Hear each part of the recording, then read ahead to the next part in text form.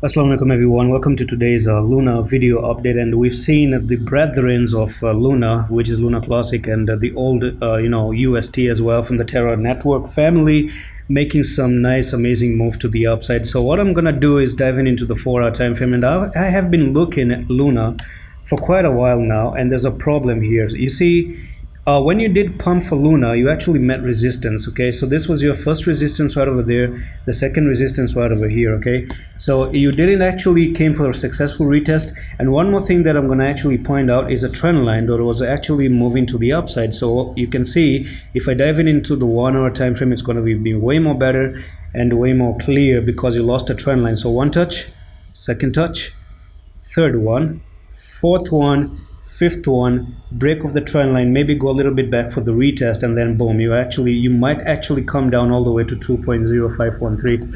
so be careful, guys. Actually, Luna Classic and UST, which was a stable coin, has outperformed Luna. So maybe, never say never. But what I will say is that if you want to really be looking for an entry, the best level to take an entry is actually if you cross this level, back test, hold it, and then boom, you shoot to the upside. And that's it for this quick update, guys. I'm gonna see you in the next one. Allah Hafiz.